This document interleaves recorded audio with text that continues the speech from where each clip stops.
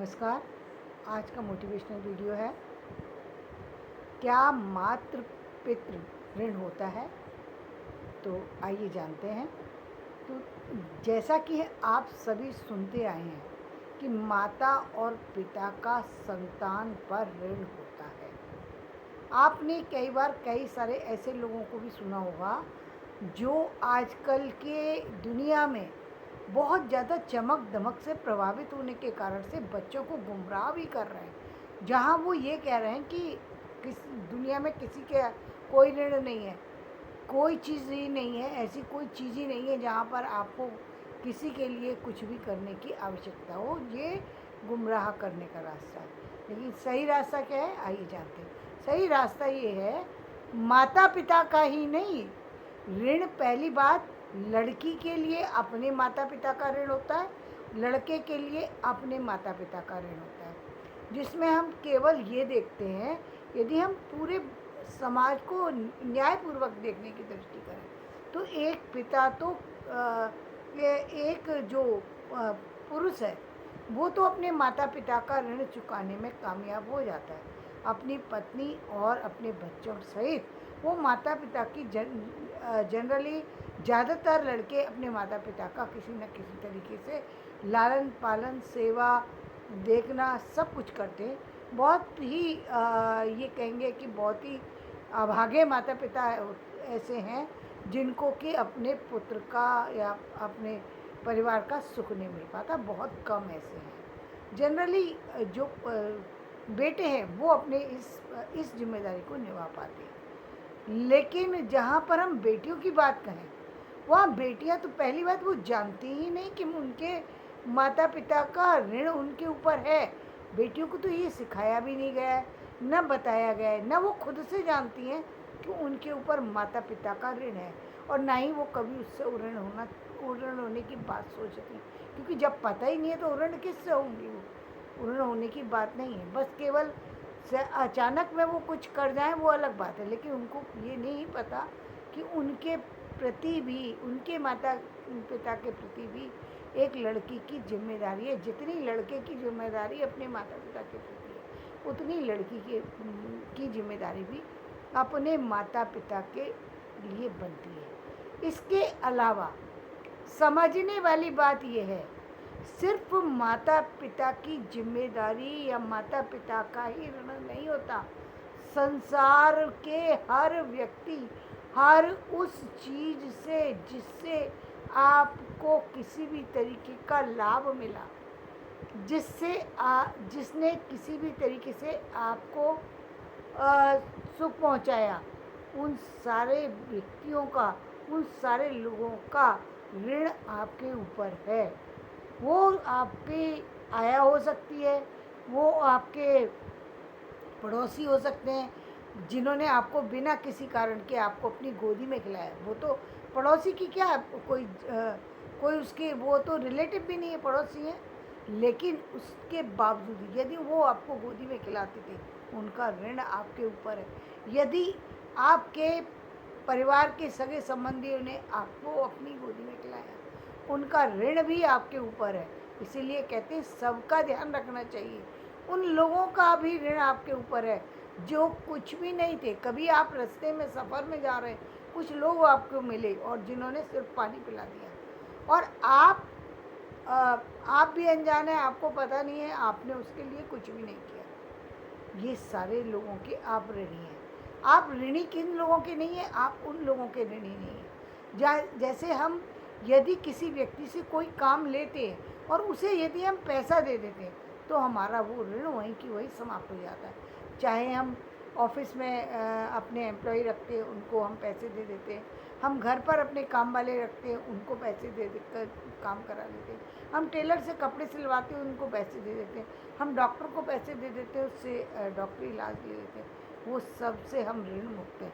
लेकिन ऐसे डॉक्टर जिन्होंने बिना किसी कारण के ही आपके व्यक्ति को देख लिया, बिना पैसे लिए ही चले गए, ऐसे लोग जिन्होंने निस्वार्थ होकर के आपकी मदद कर दी, ऐसे लोग जो बिना किसी कारण के आप जा रहे थे, आप पानी के लिए परेशान थे, रास्ते में ही किसी ने आकर के आपके लिए एक बॉटल पकड़ा दी और आपने वो पानी पी लिया, आप उसके ऋणी हो गए।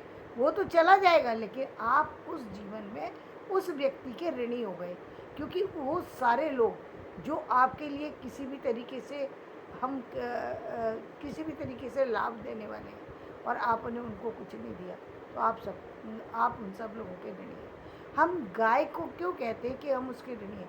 कि बचपन में किसी बच्चे को थोड़ी पता है कि वो किसके दूध को पी करके बड़ा हुआ है। जैसे माता के दूध को पी करके बड़ा हुआ है, वैसे गाय को। लेकिन गाय की सेवा तो व्यक्ति करता नहीं है। गाय की पूरी ज़िंदगी हमारे पहले लोग परिवार में किया करते थे, लेकिन अब वो परंपरा खत्म होती जा रही है।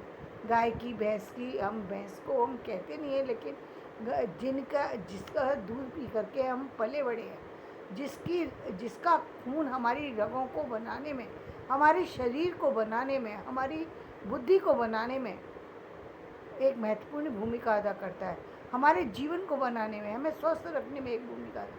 वो व्यक्ति ने, वो चाहे जीव हो या वो कोई अपना हो, वो सब हम उन सब के ऋणी हैं। कई बार ऐसा होता है, माता ख़त्म हो जाती है, परिवार की अन्य स्त्रियां एक बच्चे को दूध पिला देती हैं। आप चाहे वो लड़की को पिलाया हो तो वो भी उसकी ऋणी हो गई, और वो लड़के को पिलाया हो किसी ने तो वो भी उसका ऋणी हो गया। तो उन सब लोगों के हम ऋणी होते हैं। इसीलिए कहा गया है, सबके लिए सेवा करो। हो सकता है किसी रूप में वो ऋण आपका समाप्त हो जाए। सिर्फ मनुष्य का यह जन्म मिलता है जिसमें आप उस ऋण से ऋण हो सकते हैं। निश्चित रूप से सभी का ऋण आपके ऊपर है। ये आप कब समझेंगे? जब आप वाकई सच्चाई से सोचने की कोशिश करेंगे कि ये संसार में हम आए हैं, हमारे ऊपर कितने लोगों ने काम किया।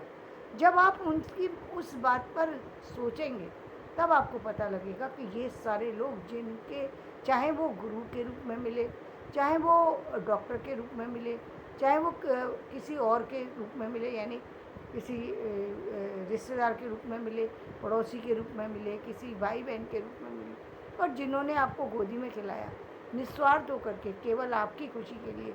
आप रो रहे थे, आपको खुशी से के लिए बच्चा ना रोए इसके लिए पूरी पूरी रात बैठे रहे। आप बीमार थे, आपके लिए आकर के वो बैठे रहे। उन सब के आप ऋणी हैं। अब उस ऋण को चुकाने का समय आ गया। जब बड़ा हो जाता है व्यक्ति, तो सिर्फ अपने खाने के लिए ये मनुष्य का जन्म नहीं हुआ है। मनुष्य का जन्म इसलिए हुआ है ताकि वो अपने लिए भी अर्न कर सके और दूसरों के लिए भी अर्न कर सके, अपने लिए भी भोजन प्राप्त कर सके, दूसरों के लिए भी भोजन करा सके, वो अपने लिए भी शांति को ला सके, दूसरों को भी शांति दे सके, अपने लिए भी जीवन में खुशियाँ दे सके, दूसरों के जीवन में खुशियाँ बढ़ सके। इसलिए नहीं तो सबको अशांत कर सके, अपने छोटे छोटे स्वार्थों के कारण से, जो कि आजकल देखने में आ रहा है कि स्वार्थ में लोग इतने गिर गए कि वो सारी परंपराओं, सारी चीज़ों को भूल चुके हैं। और इसीलिए इस जीवन में भी नरक जैसा जीवन जीते, और आगे जा कर के भी उनको नरक में ही जाना है। यानी नरक में जाने का मतलब ये, पहले तो ये 7 जन्म का जो चक्कर है, पहले तो इसमें आपका कौन सा जन्म चल रहा है ये नहीं मालूम आपको, और उस जन्म का कब अंत हो जाएगा। तो वो 7 जन्म से आप पूर्ण होने के बाद जो जहाँ पर भी आपकी समाप्ति होती है, वहाँ के बाद जो यात्रा शुरू होती है वो एक अलग यात्रा है, जिसके बारे में आप जब तक आध्यात्म में से नहीं जुड़ेंगे तब तक नहीं समझ सकते। इसलिए उसको समझने की ज़रूरत नहीं है। बस सिर्फ इतना समझ लें कि आपके कर्म आपके साथ जुड़े हैं, निश्चित रूप से जुड़े हैं। आप सिर्फ माता पिता के ऋणी नहीं हैं। आप लड़के हैं तो अपने माता पिता के ऋणी हैं, लड़की हैं तो वो अपनी माता पिता की पहले ऋणी हैं। उनको ध्यान देने की आवश्यकता है, और इसीलिए लड़कियां सालों साल दुख पाती हैं। क्यों? क्योंकि उन्होंने कभी किसी का कर्जा चुकाया ही नहीं, उनको बताया ही नहीं है। वो माता पिता की तरफ कभी देखती ही नहीं है। उनको तो ये सिखाया गया अब तुम उस घर से अलग हो चुकी, जब अलग हो चुकी तो उनकी तरफ वो देखेंगी क्यों? मुड़ती भी नहीं है। माता पिता बीमार पड़े हुए हैं, लेकिन घर वाले फ़ोन तक नहीं करने देंगे।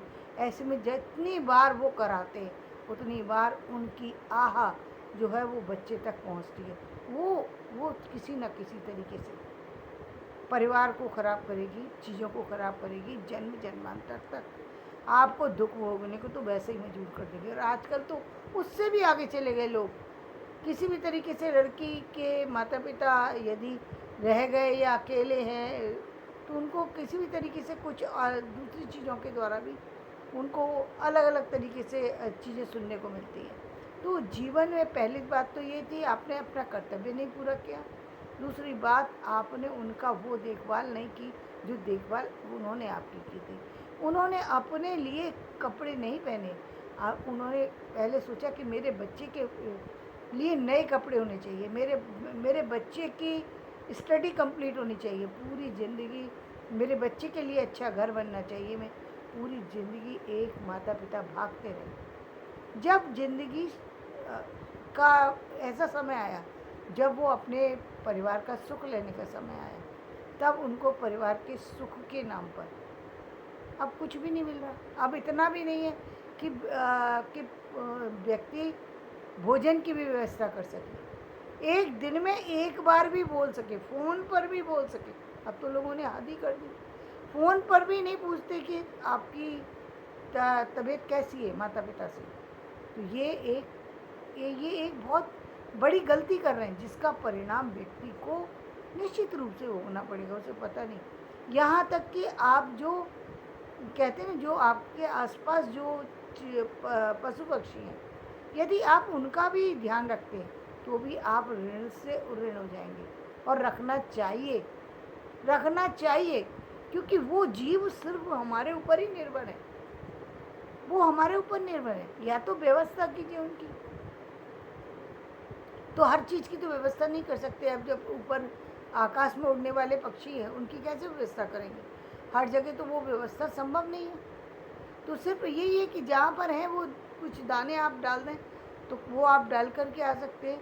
यदि जिस तरीके से गाय की व्यवस्था की गई है, अभी तक कुत्तों की जो व्यवस्था है उस तरह से नहीं हुई है। यदि उस तरीके से व्यवस्था हो तो शायद किसी जगह पर्टिकुलर जा कर के वहाँ पर दे करके आया जा सकता है, या पैसा पहुँचाया जा सकता है एक व्यवस्थित रूप से, जहाँ पर उन पशुओं के लिए भोजन मिलता रहे, उनकी देखभाल की जाती है, देखभाल होनी चाहिए।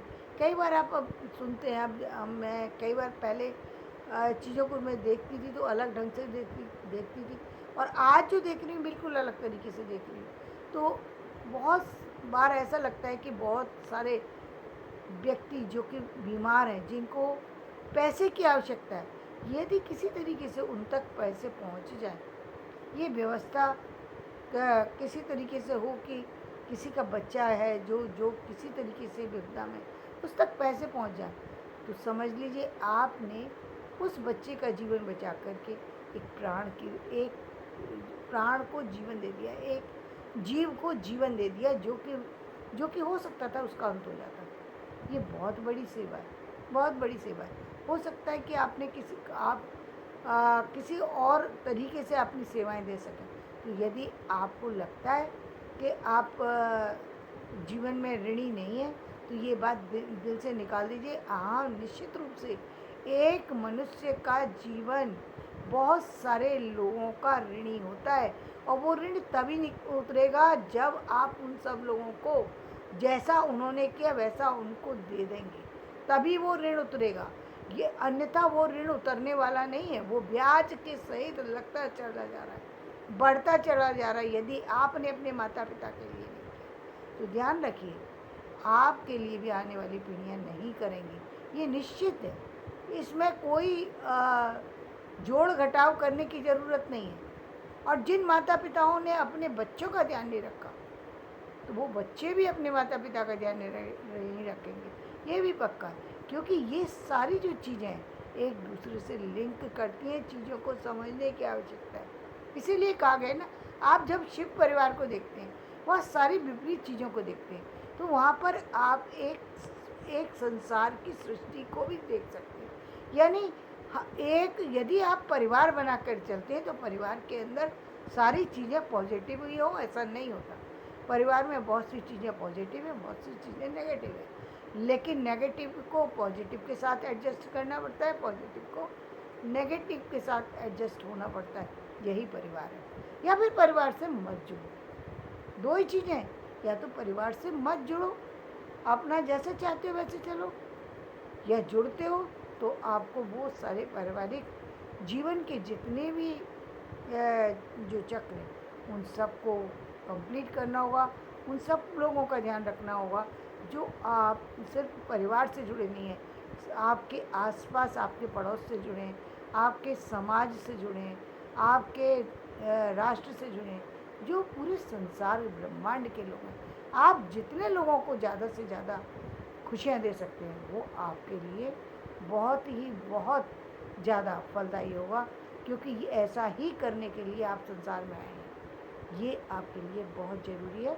आप जो लोग ये बताते हैं कि सिर्फ आपको अपने लिए जीवन जीना चाहिए, निश्चित रूप से पहले आपको अपने लिए कमाना पड़ेगा, तभी आप दूसरों पे खर्चा कर सकते हैं, वो ठीक है। लेकिन आप यदि जिम्मेदारी समझेंगे, एक तो ये कि हम जैसे बाहर के किसी भी जीव को हमारा मन हुआ तो दे दिया, नहीं दिया तो नहीं दिया, लेकिन केवल ये माता पिता कोई ऐसे नहीं है कि जिनको दिया तो दिया, चलेगा तो चलेगा, पड़ोसी के तरीके से, पड़ोसी से बात करी तो करी, नहीं करी तो नहीं करी, नहीं, परिवार के लोगों से हंसते रोते गाते आपको बात करनी पड़ेगी, उनके सुख दुख का ध्यान रखना ही पड़ेगा। यही परिवार है और यही जीवन है। धन्यवाद। मेरा वीडियो पसंद आए तो लाइक करें, शेयर करें।